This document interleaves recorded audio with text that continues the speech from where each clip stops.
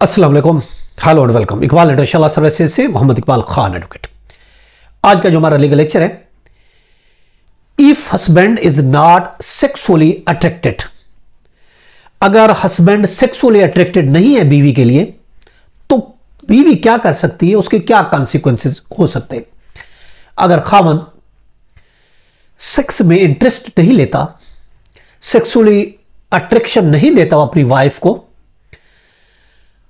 तो उसकी क्या वजूहात हो सकती हैं। उसकी देखिए बहुत सी वजूहात हो सकती हैं कि हस्बैंड सेक्सुअली अट्रैक्टेड नहीं है अपनी बीवी के साथ।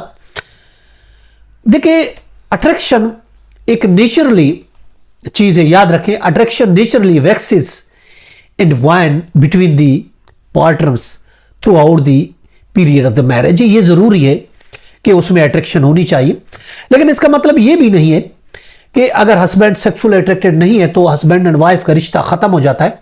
ऐसा भी कुछ भी नहीं है।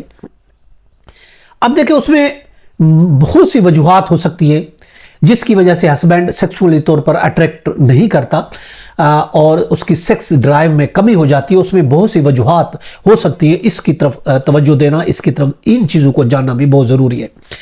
देखिए फॉर एग्जाम्पल ऐसा होता है अनडायग्नोस्टिक कोई मेडिसिन यूज करता है तो उस सूरत में भी ये कंडीशन हो जाती है, या फिर हार्मोन्स के इम्बैलेंस की वजह से भी सेक्सुअली अट्रैक्ट नहीं हो पाता हस्बैंड। और स्ट्रेस भी रीजन हो सकते हैं। ये बहुत से वजूहात हो सकते हैं। स्ट्रेस की वजह से ऐसा होता है, डिप्रेशन उसको हो जाती है, लो सेल्फ स्टीम्स होता है और ट्रॉमा होता है। ये बहुत सी वजूहत, और कुछ ऐसी वजूहात होती हैं कि घर के हालात ऐसे हो जाते हैं, खासकर स्ट्रेस है, डिप्रेशन है, समटाइम ये वजूहात भी हो सकती है, तो जिसकी वजह से हस्बैंड सेक्सुअली अट्रैक्ट नहीं हो पाता। एक रिश्ते को आगे बढ़ाने के लिए, रिश्ते को कायम करने के लिए जरूरी है कि हस्बैंड जो सेक्सुअली अट्रैक्ट होना चाहिए। अब ये बहुत सी वजूहात हो सकती हैं जिसकी वजह से ये मसला क्रिएट हो सकता है। अब देखिए उसके लिए क्या करना चाहिए, क्या तरीकेकार है। अगर इस तरीके से हो जाता है, कोई वजूहात हो जाती है, हस्बैंड सेक्सुअली अट्रैक्टेड नहीं है वाइफ के लिए, तो उसका तरीकेकार ये है कि उससे बात करनी चाहिए, बात करना चाहिए, डिस्कस करना चाहिए। देखिए ये जरूरी है कि बीवी को, अगर ऐसी बात है तो बीवी को चाहिए कि उससे बात करे और उससे डिस्कस के उस मैटर को उसको डिस्कस करना चाहिए। ये किसी चीज को बुरा नहीं बनाना चाहिए, किसी चीज को ईगो का मसला नहीं बनाना चाहिए। चाहे हस्बैंड है या वाइफ है, वो एक लाइफ पार्टनर है जिंदगी के लिए, अच्छे वक्तों के लिए भी, बुरे वक्तों के लिए, तकलीफ के लिए भी, बीमारी के लिए भी, हर चीज को डिस्कस करना बहुत जरूरी है। उससे डिस्कस करना चाहिए, बात करनी चाहिए कि उसकी लाइफ में क्या हो रहा है, ऐसी क्या वजूहात है, और उसकी जो है बाउंड्रीज को, उसको जो है ना रिस्पेक्ट करना चाहिए, उसकी वजूहात को देखना चाहिए, ज़रूरी है। और इसके अलावा ये कोशिश करनी चाहिए उसके अल्टरनेटिव तौर पर, उसके रेमेडी तौर पर जो come up for some alternative, उसकी तरफ देखना जानना ये भी ज़रूरी है। और इसके लिए उसको इंटीमेसी के लिए कुछ टाइम देना चाहिए, वाइफ उसको कुछ टाइम दे इंटीमेसी के लिए। और ये बहुत ज़रूरी है कि अगर वो डिप्रेशन है, स्ट्रेस है, तो उसका साथ देना चाहिए, उसको एहसास दिलाना चाहिए वाइफ को कि मैं उसके साथ हूँ। अगर आपके साथ कोई मसला भी है, चाहे आपका कोई स्ट्रेस का मसला है, डिप्रेशन का मसला है, या फिर किसी मेडिकल कोई कंडीशन इस तरह की है, कोई ट्रॉमा में चला गया है, तो इस चीज़ों में उसको साथ देना चाहिए कि मैं आपके साथ हूं, उसको वक्त देना चाहिए। और फिर उसको किसी डॉक्टर के साथ बात करनी चाहिए, या साइट्रिक्स के पास भी जा सकते हैं। उसके समटाइम साइट्रिक्स का मसला होता है, मेडिकल इश्यूज नहीं होता, तो ये चीज़ें उसको वाइफ को चाहिए, उसका साथ दे, उससे बात करे, उसको इस चीज़ का एहसास दिलाए कि मैं आपके साथ हूं। और इसके अलावा ये याद रखें, इंसान की एक लाइफ जो है, ऑफ कोर्स इस बिजी लाइफ में हमेशा जो मेन चीज़ है वो अफेक्शनेट है, फोकस करना चाहिए उस अफेक्शनेट को। और इसके अलावा ये भी ज़रूरी है कि इंसान जो है वाइफ उसको, उसका इस चीज़ में उसको हर तरीके से उसका साथ देना चाहिए।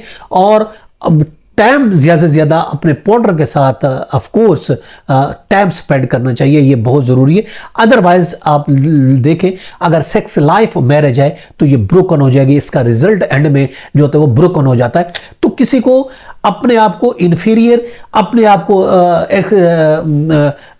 कमतर का एहसास, किसी कम्प्लेक्स का एहसास कभी भी नहीं होना चाहिए। ये छोटे मोटे मसले हुआ करते, बीवी को उसका साथ देना चाहिए। और ऑफ कोर्स बाज़ औक़ात खामद बीवी में अट्रैक्शन नहीं लेता, और भी बहुत सी वजूहात हो सकती हैं, मेडिकल के अलावा, डिप्रेशन के अलावा भी और भी वजूहात हो सकते हैं। हो सकता है कि वो मेडिकल हर लिहाज से फिट हो, मगर फिर भी वो अगर ऐसा नहीं कर सकता तो ऑफ कोर्स उसकी और भी वजूहात हो सकती हैं। उस तरफ भी तवज्जो देना चाहिए। क्या वो अपनी वाइफ में क्यों इंटरेस्ट नहीं ले रहा? क्या वो इस रिश्ते में खुश नहीं है? क्या इस रिश्ते से बाहर निकलना चाहता है, या कोई और मसला है? तो इस सिलसिले में उसको उसकी हेल्प करना चाहिए। ऑफ कोर्स यू नो कि रोमांटिक लव के बगैर ये रिलेशन जो है ऑफ कोर्स नहीं चल सकता, मगर शर्त यह है कि ऑफ कोर्स उनके कंपेनियन में, साथ ही में उनके दोस्ताना ताल्लुकात में एक म्यूचुअल रिस्पेक्ट होना ज़रूरी है, और एक दूसरे से अपने गोल्स शेयर करना ज़रूरी है। जो अब मकासद हैं, जो चीज़ें हैं ज़िंदगी में, ऊंच नीचे, देखें बहुत से मसले मसाइल होते हैं, वो आपस में ही मिलकर हल किए जा सकते हैं। किसी तीसरे फरीक को लाने की ज़रूरत बिल्कुल नहीं है। चाहे वाइफ के पेरेंट्स है या हस्बैंड के पेरेंट्स है, उनको बीच में नहीं लाना चाहिए, बल्कि ये एक पर्सनल मैटर होता है हस्बैंड एंड वाइफ का। उनको एक दूसरे से तवज्जो देनी चाहिए और उसको हल करना चाहिए, और उसको एक दूसरे को टाइम देना चाहिए, और सबसे बड़ी बात है अंडरस्टैंड करना चाहिए, तो हर मसले का हल हो जाता है। ये तो आज का लेक्चर। इजाजत कर, फिर मिलेंगे। अल्लाह हाफिज़।